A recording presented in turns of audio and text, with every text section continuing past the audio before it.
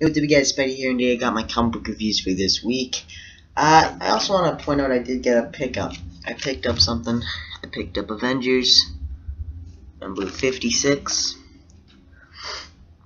for $15. It was on sale. So yeah, let me know what you guys think of that and what you want to see me do with it.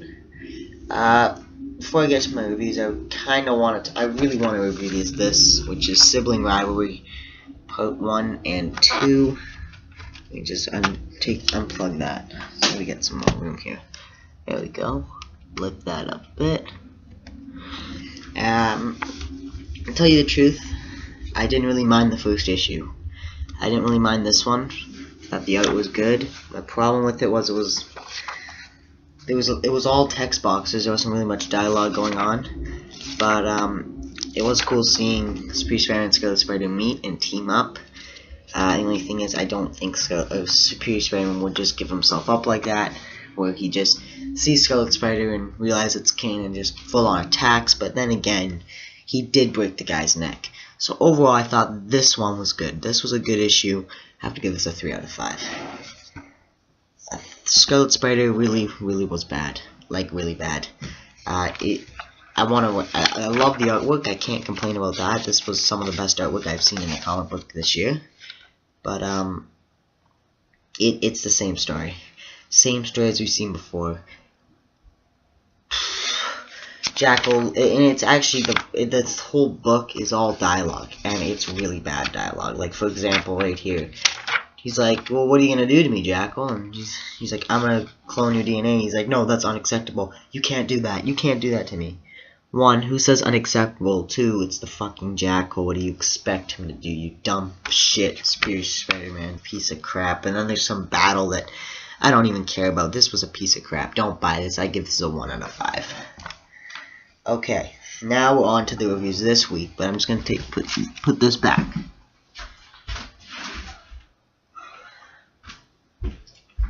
So the reviews that I'll be doing this week, I got Infinity, I got some Trinity War, I got some Batman, got some Walking Dead, and the comic book of the week, which we will put aside. So let's talk about Walking Dead really first. Let's talk about Walking Dead first. This was great. I always think Walking Dead is good. The artwork is great, the dialogue's great, very suspenseful issue. It's just like a continuation of last issue where it's the big battle. You know, here's last issue if you guys don't remember. I am so excited. I've never been more excited for Walking Dead because this is just a huge battle. And I just love it. I love the part with Angie, what's her name? Angie, I'm just going to call her Angie. With the battle there. I love the part with Negan and Lucille gets shot and wrecked and he wants to kill Carl. It's great. Wants Carl out there and to kill Carl right in front of Rick. This was tremendous. Tremendous issue. I have to give this a 4.5 out of 5. I definitely recommend it. Okay, on to an issue that I can't recommend. Batman, issue 23. 1, this cover is terrible. Laziness with this cover. Lazy, man. Like, what the frick is this cover? This picture of Batman putting on his glove? Nobody cares about that. We don't want to see that. Anyways, I'm not going to complain about the cover because I don't really mind it that much. I am going to defend my point. We do not need a 0 year. We do not need another origin story of Batman. Because what this is going to be is in a couple years, everybody's going to forget this even happened.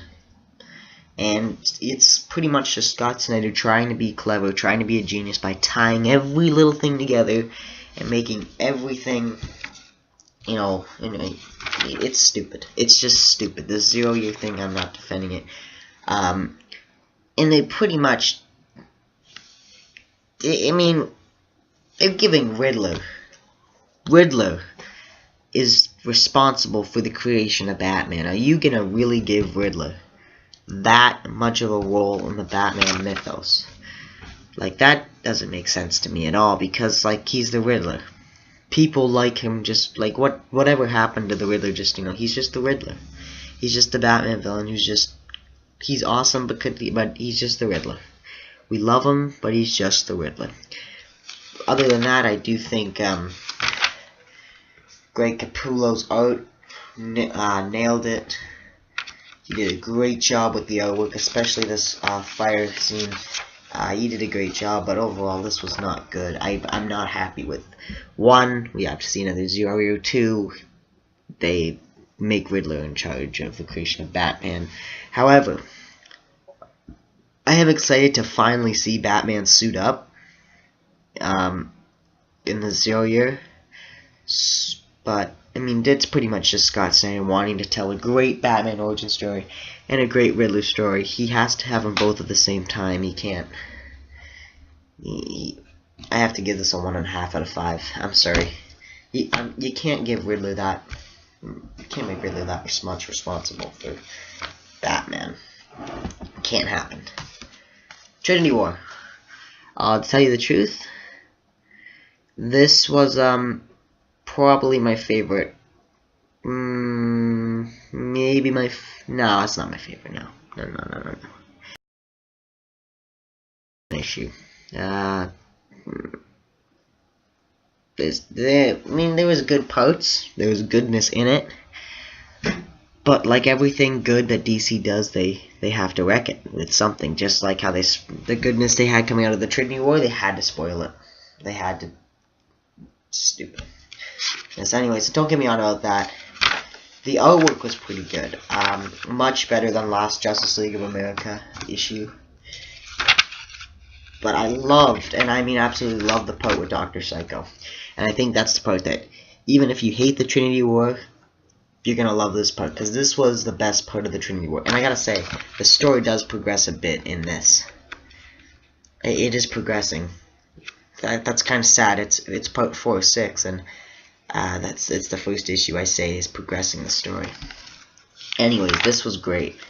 That whole thing, that whole battle was awesome. I loved that part. But then, we got some stupidness DC's got to do with, like, I'm actually not even a joke when I say this is actually stupid, and I'm not being biased, because just listen to what I say.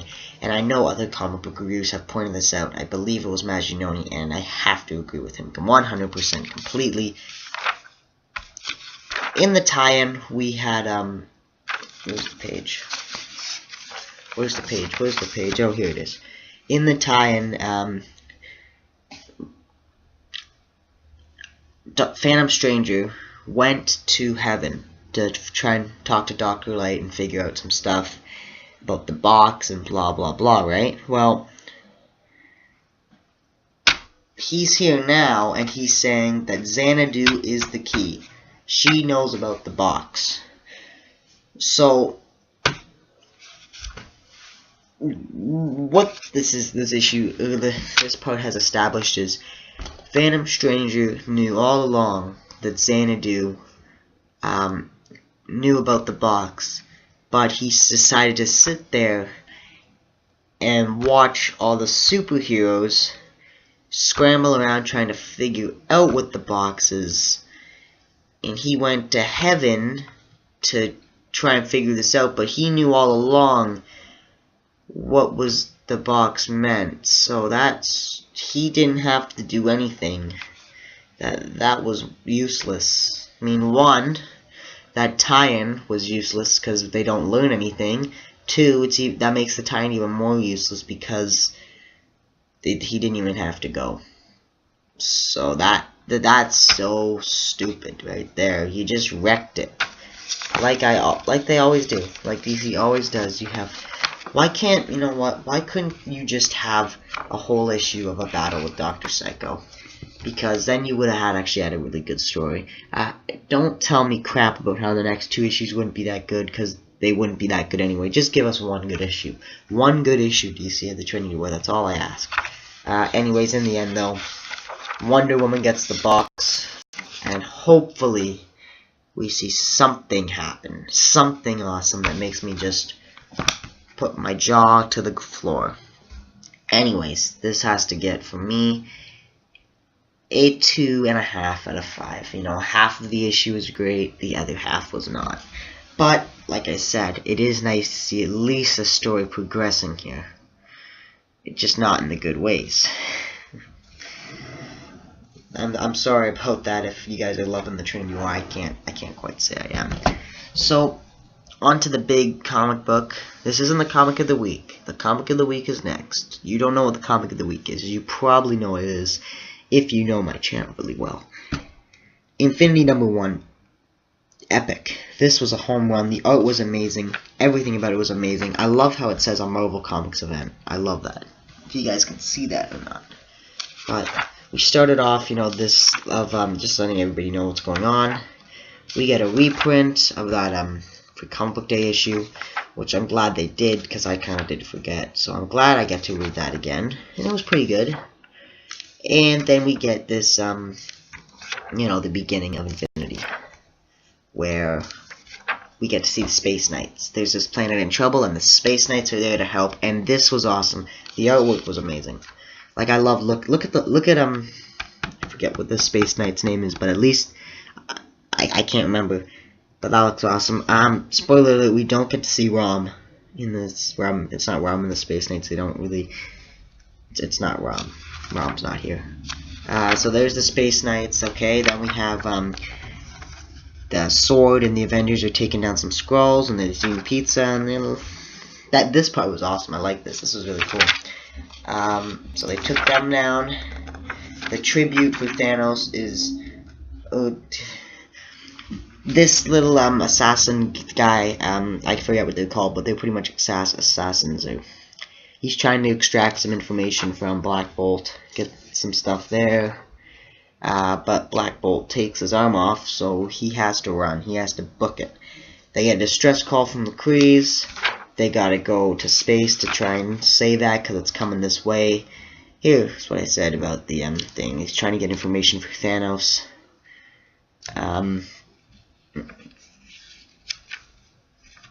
So there you go. He's trying to get some information from Thanos and trying to find a tribute. Black Bolt takes his arm off, and then we get the Avengers are going into space. I'm just pretty much giving you a summary of the whole issue. And Thanos, has found out that the Avengers will not be on Earth.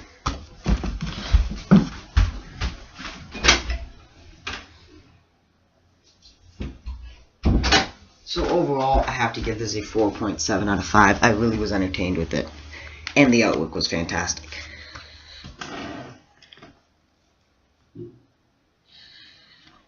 Now, like I said, if you know me and you know my channel, you'll know what the comic of the week is. And you'll probably know my rating for it. It's Thor: God of Thunder.